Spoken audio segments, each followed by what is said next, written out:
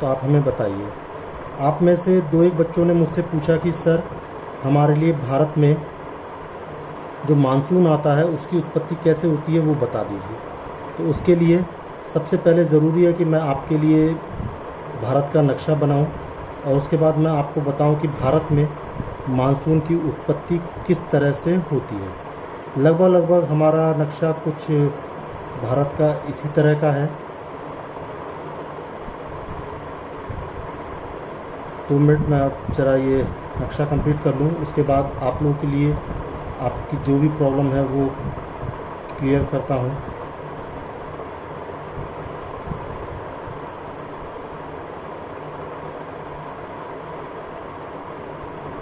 देखिए कुछ हद तक आपका भारत है वो इस तरह का है।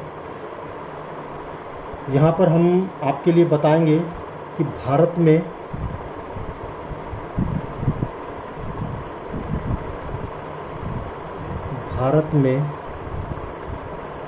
मानसून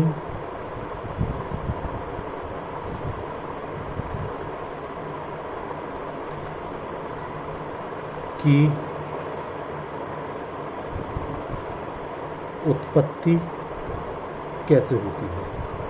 देखिए मानसून की उत्पत्ति बताने से पहले मैं चाहता हूं कि कुछ और थोड़े से फैक्ट हैं जो आप लोगों के लिए मैं क्लियर कर दूं। जब तक वो चीज़ आप नहीं सीखेंगे तब तक आप भारत में मानसून कैसे आता है, बारिश कैसे होती है, वो आप नहीं समझ पाएंगे। तो इसके लिए ज़रूरी है कि कुछ चीज़ें मैं आपको बताऊं। आप लोगों ने घर में अधिकतर बच्चों ने चाय तो बनाई होगी। जब आप चाय बनाते हैं तो देखते हैं जो पानी गर्म करते हैं वो पानी गर्म होने के बाद भाप बनता है और भाप बन के उड़ने लग जाता है। तो भाप क्यों बनता है? क्योंकि वो पानी हल्का हो जाता है और हल्का होकर वो ऊपर के लिए उठता है। तो यही चीज़ आपके भारत में मानसून की उत्पत्ति की तरह ही है। आइए हम लोग शुरू करते हैं। देखिए भारत में जो मानसून की उत्पत्ति होती है उसके लिए जो सबसे पहली चीज़ है वो है आपका वायुदाब।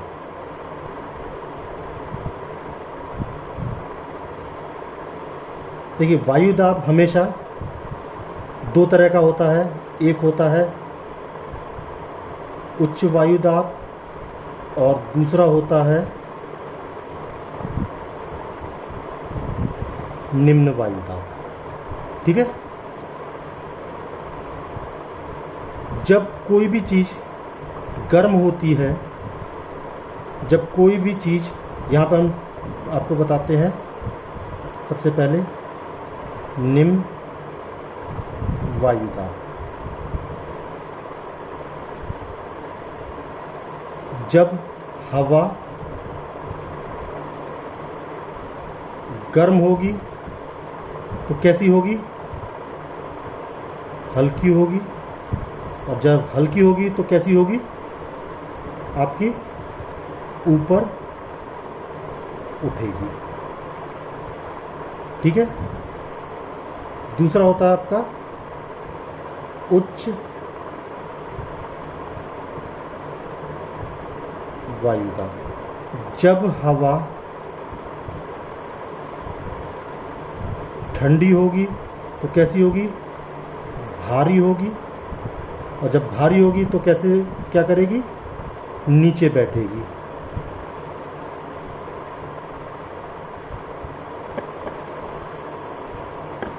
और जो हवा चलती है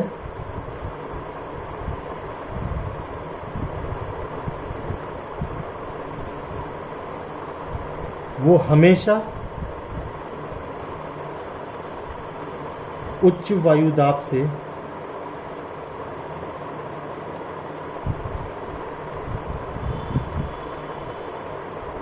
निम्न वायुदाब की। ठीक है। ये चीज़ आपकी मानसून की उत्पत्ति के लिए बहुत ज़्यादा ज़रूरी है। चलिए एक चीज़ और, ये हमारा भारत का नक्शा है। यहाँ पर आपकी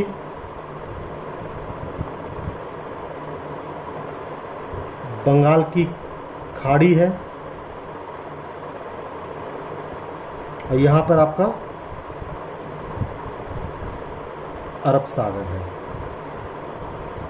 ठीक है, हमारे जो भारत की शुरुआत होती है वो मेनलैंड की जो मुख्य भूमि है उसकी शुरुआत होती है 8 डिग्री और 6 मिनट से, और वैसे जो होती है वो 8 डिग्री और 4 मिनट, जो हमारा इंदिरा पॉइंट है अंडमान निकोबार में नीचे। ठीक है, यहाँ पर ये एक रेखा है,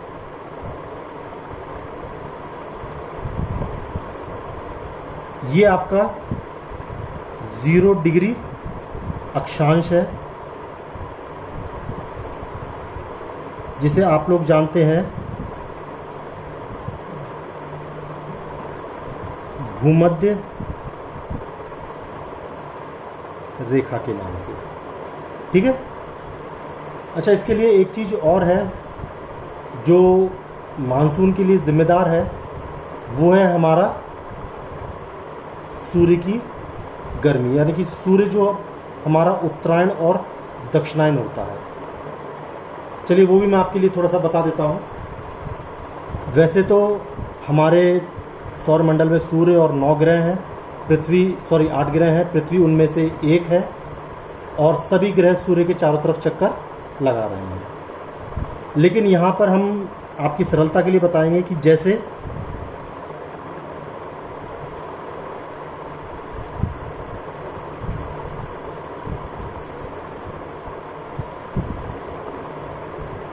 ये आपकी पृथ्वी है, ये आपका 0 डिग्री अक्षांश है, यानी कि भूमध्य रेखा। ठीक है, यहाँ पर ये आपका 23.5 डिग्री उत्तरी अक्षांश है, और यहाँ पर ये आपका 23.5 डिग्री दक्षिणी अक्षांश है। ठीक है, ये कहलाती है आपकी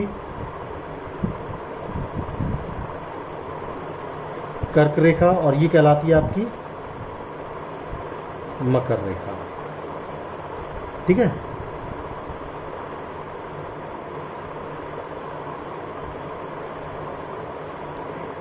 जो हमारा सूर्य है वो लंबवत चमकता है आपका, ये हमारा सूर्य है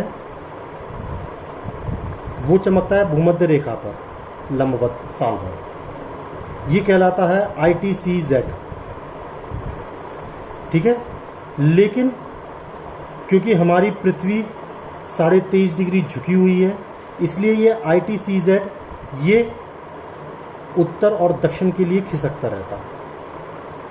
जब सूर्य कर्क रेखा पर आता है तब सूर्य होता है उत्तरायण, और जब सूर्य मकर रेखा पर होता है तब होता है दक्षिणायन।